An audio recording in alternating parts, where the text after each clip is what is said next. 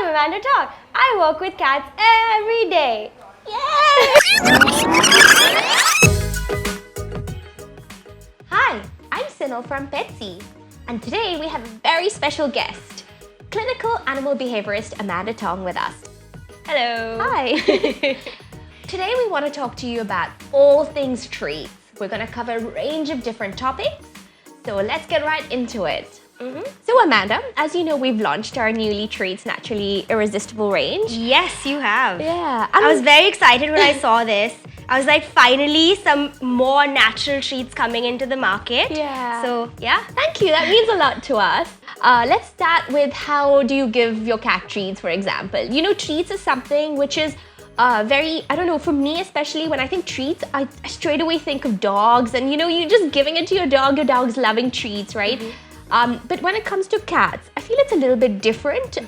It's not a commonly talked about topic where, you know, you're giving your cat a treat, but I think it's equally applicable there as well. So tell us a little bit more. How do we give our cat treats? Is it the same thing? Is it not the same thing? So you would think it's pretty straightforward that, oh, I just give my cat a treat.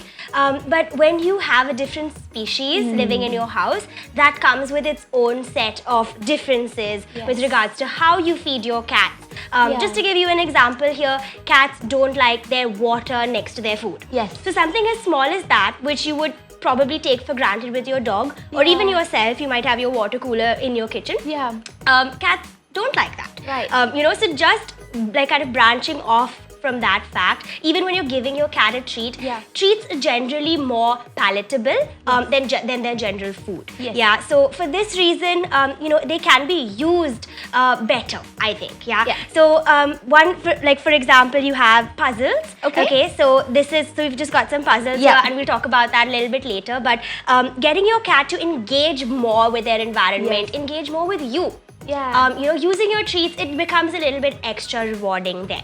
Absolutely. Yeah. And I also like to time my treats. So I wouldn't give cats, I wouldn't give my cat, you know, treats when they're sleepy, when they're bored. You know, for example, as if they just want to walk around, just roam around. I'd let them be and let them kind of do that. I'd try to pair the treats more with their activity levels. So for example, if you have a cat that's playing, running around, their appetite is building in that process. If they're engaging with something a little strange, for example, the first time they've ever seen this couch, I'd probably put a treat on there, or I'd let the cat explore a little bit, then I'd give them a treat. So I'd save my treats. And I think the best metaphor at this point here is money. It's a great metaphor because we understand it. We understand it the best because money, you know how humans are. Humans are horrible. But yes, so if we kind of use that in the same way, if I'm always giving you money, are you going to value it? No, I take it for granted, right? I'm going to get it without working for it. Exactly. Yeah. Yes, and it means nothing to you because it's happening all the time, every day. So the same thing with treats. You got to see when you should pay your cat and when you should pull back a little bit, let your cat explore. And then you also have a tendency where the owners overfeed the cat, which means that they're giving so many treats because the cat likes the treats, and you have a cat that's sleeping for 20 hours a day, and on top of that, there's extra treats, extra feeding, and you do get a lot of health issues that come with it, and the most common one is obesity. And obesity in this case would just be 20% over the ideal body weight. Now, if you are not sure about what ideal body weight would look like, because it does differ, you have something called a body condition score.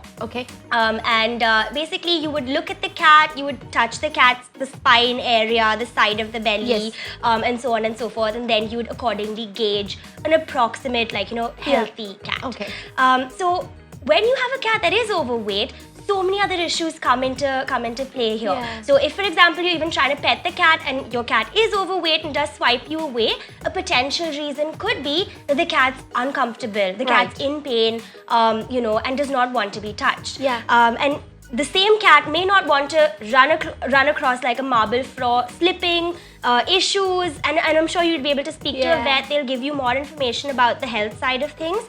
But it gets very, very serious really fast. So you know, that's one of the things with treats, but your treats natural, so that like adds on and helps the cat a lot more. So that's a good thing. Yeah, I mean, we purposely try to focus on the natural aspect to, I guess, provide healthy calories, the nutrition aspect of it. But I think you touched on a couple of points here actually. So one where the cat might be sleeping on the couch for like, X amount of hours a day, which is a little bit more than normal. And they might not be stimulated enough, or like, the environment is not enriching for them. So, as we were talking about it a little bit earlier about how we can do different things to help stimulate them, and treats come in there. So, explain that a little bit more. What can we do to make it fun for our cats? Yes. So you bring me back to the first point that we were talking about with the puzzles here. So they do look a little strange, and I'm sure the cat who's never seen them for the past 7 years will think the same thing. Yeah. But the whole point of puzzles is a way to mimic the cat's natural foraging behavior. Yeah. And it would just basically mean that food is hidden in this contraption. Okay, so just to give you an example, I'm just going to hold this up. So this is a puzzle, and there are holes in it where you would put the food, and then there'd be something that would cover it up. Right. So the first time your cat sees this, you probably want to keep it as easy as possible. You put the treats there. It's a nice smelling strange thing. Okay, so that hopefully should encourage your cat to just come here, sniff it a little bit, use their paw to maybe just get a treat out. Yes. And immediately your cat learns, oh, when I engage with this puzzle, I explore it, I take just half a paw out of my comfort zone, good things happen. I love that though. I love that saying. Half a paw. So it'll just kind of allow the cat to be more confident, to explore more, because these are the skills that a cat needs if they need to survive out there. And when they're indoors, fast asleep on your couch with a crown on their head, it's not their natural environment. Absolutely. And we need to do as much as possible to help them keep those skills alive. Absolutely. So, if a pet parent came up to you, do they have to purchase one of the puzzles? Can they do anything fun? We've got those artsy crafty pet parents. What can they do at home? So I'm sure all of you would agree, and you as well, that when you buy something for your cat, they play with the box. Yes. Absolutely. Yes. Absolutely. Yeah. Because this does look quite scary. If I was a cat and I was looking at this for the first time, I'd definitely avoid it. But it's something that the cat needs to learn over time. Absolutely. It's not something that they just pick up right off the bat.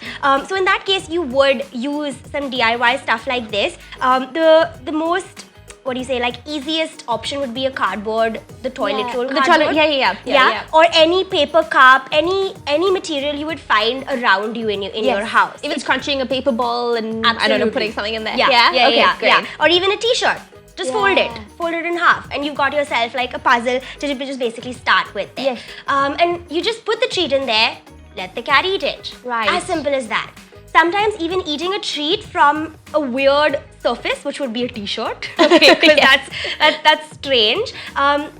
Again, takes that half a paw outside the comfort. Yeah. So that's where you would start. You wouldn't start with this. This is like the advanced. This is the big cat leagues. You gotta wait for some time. But if your cat's food motivated, you should progress through these quite quickly. Yeah, and probably something like this might come as a second or third stage, and now they're looking for that additional level of stimulation, which perhaps your DIY toy has a limit to, unless you're very, very creative with it. That to get to. So yeah, that's really awesome. I guess in terms of treats, we talked about more puzzles. We've talked about when we can give them. What about cats? Can cats be trained? Would you use treats when training them? Tell us more about it. Yes, cats can be trained.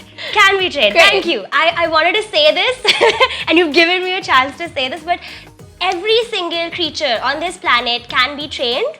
Okay? Now, when you hear the word training, you think of obedience. Yes. Ideally, you think of obedience, you think of sit, you think of it down, you think of high five, and that's why you think, oh, my cat just does whatever he/she wants to. Exactly. But training is learning from consequences. Right. So if, for example, you were sitting there and I chucked a bucket of water at you. Please don't. Yes, exactly. Would you sit there again with me like this? Probably No, not, right? So I trained you not to sit there. Yeah. Or if you sit there and I started dishing out 500 rupees, I'll take them. You're gonna sit next to me all the time, Seenal. All the time. Yeah. So that's your training right there. Yes. So treats are a great way to reward your cat. Yeah. But it's one of the ways to reward your cat. Yes. So, there's affection, there's games. Maybe if your cat likes something like this, your cat does something positive that you like, give your cat a toy. Yeah. So many things that you can do. It's not limited to treats, but treats are the easiest way to... At least when you're starting out, maybe that might be a good way. Yeah. So would you say that it's very similar to positive reinforcement of certain behaviors? It is positive reinforcement. Great. Yes. So positive reinforcement means you give something positive so that the behavior increases. Right. That is literally the definition as such of it. So the treats would be given. And hopefully your cat doesn't train you in the process, okay? Because depending on what your cat's currently doing, that and what follows. So if, for example, you have a cat that's going meow, meow, meow, meow, meow, meow, meow, meow. One eternity later. Meow, meow, meow, meow. And you go, here you go. Take these treats. The cat says, wow, that works. All I had to do was meow and I got it. Exactly. And then you have a cat that has trained you. Yeah. And that's why people think cats are not trainable, because we are the ones getting trained. So, right, look at that. Yeah. That's awesome. Yeah. But as we all know, cats are very picky eaters, very fussy. They like their certain needs or flavors, textures, whatever, the smell of it. So what happens if I buy a pack of treats? My cat doesn't like it straight away. Is there something that I can do? Can I build that flavor? Can I, for them? Like, what can I do in that case? Right, so that's a tricky question. Yeah. Okay, it depends. So generally, if you have a kitten under the age of around 16 weeks, even that's stretching it a little bit, but kittens are generally a little bit more open to trying new textures, new flavors, new smells, just exploring the world a little bit more. So if you have a kitten, now is a good time to start varying your treats, just giving them an option to not get habituated and used to one thing. Exactly. Because if that brand runs out, they stop manufacturing, maybe, I don't know, the shop closes and you're done. Your cat's gonna struggle to adjust to another flavor. Sometimes with older cats, heating up food might help. So since these are dry treats, I'm just gonna open them and just show you. But since these are dry treats, you could add a little bit of water to it. Yes. You could add a bit of chicken broth, fish broth, whatever you like. Make them into smaller pieces. Definitely. Heat it up a little bit, not too hot. Just a couple of seconds in the microwave. That might help. It depends on the time of day that you're feeding your cat.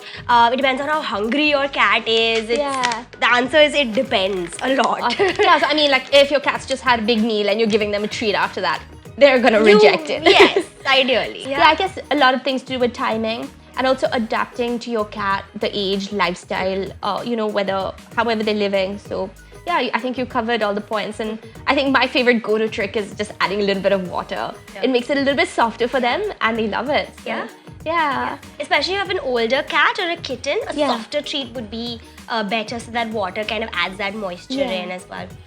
One thing I did that comes to mind is there any age at which you stop giving treats?